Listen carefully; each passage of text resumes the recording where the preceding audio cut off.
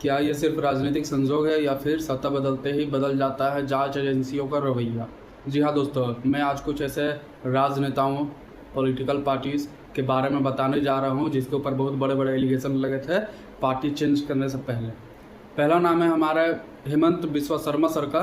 कांग्रेस में रहते हुए जिन घोटालों में नाम आया, बीजेपी में जाते ही वहीं जांच धीरे धीरे ठंडी पड़ गई और आज वो असम के मुख्यमंत्री हैं।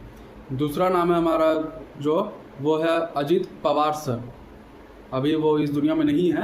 उनका सिंचाई घोटाले से लेकर के मनी लॉन्ड्रिंग केस तक, लेकिन सत्ता का साथ बदलते ही केस पर क्लोजर रिपोर्ट लग गए। तीसरा नाम है हमारा अशोक छावन सर। आदर्श घोटाले में बड़ा नाम, लेकिन बीजेपी में एंट्री के बाद जांच की रफ्तार अचानक धीमी पड़ गई। चौथे नंबर पे है शुवेंदु अधिकारी सर, जो कि अभी बंगाल में सीएम बने हैं। टीएमसी में थे तो एजेंसियां एक्टिव थी। बीजेपी में आते ही नारदा और शारदा केस की आवाज़ धीमी हो गई। Praful Patel sir, Air India deal और मनी लॉन्ड्रिंग के आरोप, लेकिन एनडीए से नज़दीकी बढ़ते ही सीबीआई ने क्लोजर रिपोर्ट दाखिल कर दी। फिर उनके बाद है हमारे पास जिनका नाम है वो है अगले है बीएस येदियुरप्पा सर। खनन घोटाले और जमीन विवादों के आरोप लगे, लेकिन समय के साथ साथ केस कमज़ोर पड़ते गए और क्लीन चिट मिल गई उनको भी। फिर उनके बाद है मुकुल रॉय सर। शारदा और नारदा केस में जांच तेज थी। बीजेपी ज्वाइन करने के बाद वही कार्रवाई सुस्त पड़ गई। उनके बाद है छगन भुजबल सर, जिस नेता को ईडी ने गिरफ्तार किया था। राजनीतिक समीकरण बदलते ही कार्रवाई भी ठंडी पड़ गई। अब हमें एक बात बताइए, ये सिर्फ एक, क्या इसे मैं बोल सकता हूँ, ये सिर्फ एक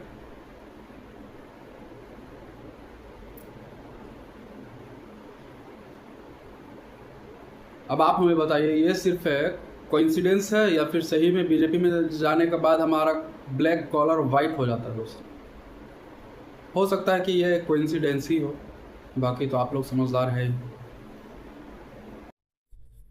क्या ये सिर्फ राजनीतिक संजोग है या फिर सत्ता बदलते ही बदल जाता है जांच एजेंसियों का रवैया? जी हाँ दोस्तों, मैं आज कुछ ऐसे राजनेताओं, पॉलिटिकल पार्टीज के बारे में बताने जा रहा हूँ जिसके ऊपर बहुत बड़े बड़े एलिगेशन लगे थे पार्टी चेंज करने से पहले। पहला नाम है हमारा हेमंत बिस्वा शर्मा सर का। कांग्रेस में रहते हुए जिन घोटालों में नाम आया, बीजेपी में जाते ही वहीं जांच धीरे धीरे ठंडी पड़ गई और आज वो असम के मुख्यमंत्री हैं। दूसरा नाम है हमारा वो है अजीत पवार सर। अभी वो इस दुनिया में नहीं है। उनका सिंचाई घोटाले से लेकर के मनी लॉन्ड्रिंग केस तक, लेकिन सत्ता का साथ बदलते ही केस पर क्लोजर रिपोर्ट लग गए। तीसरा नाम है हमारा अशोक छावन सर। आदर्श घोटाले में बड़ा नाम, लेकिन बीजेपी में एंट्री के बाद जांच की रफ्तार अचानक धीमी पड़ गई। फोर्थ नंबर पे है शुवेंदु अधिकारी सर, जो कि अभी बंगाल में सीएम बने हैं। टीएमसी में थे तो एजेंसियां एक्टिव थी। बीजेपी में आते ही नारदा और शारदा केस की आवाज़ धीमी हो गई। Praful Patel sir, Air India deal और मनी लॉन्ड्रिंग के आरोप, लेकिन एनडीए से नज़दीकी बढ़ते ही सीबीआई ने क्लोजर रिपोर्ट दाखिल कर दी। फिर उनके बाद है हमारे पास जिनका नाम है वो है अगले है बीएस येदियुरप्पा सर। खनन घोटाले और जमीन विवादों के आरोप लगे, लेकिन समय के साथ साथ केस कमजोर पड़ते गए और क्लीन चिट मिल गई उनको भी। फिर उनके बाद है मुकुल रॉय सर। शारदा और नारदा केस में जांच तेज थी। बीजेपी ज्वाइन करने के बाद वही कार्रवाई सुस्त पड़ गई। उनके बाद है छगन भुजबल सर, जिस नेता को ईडी ने गिरफ्तार किया। राजनीतिक समीकरण बदलते ही कार्रवाई भी ठंडी पड़ गई। अब हमें एक बात बताइए, ये सिर्फ एक, क्या इसे मैं बोल सकता हूँ, ये सिर्फ एक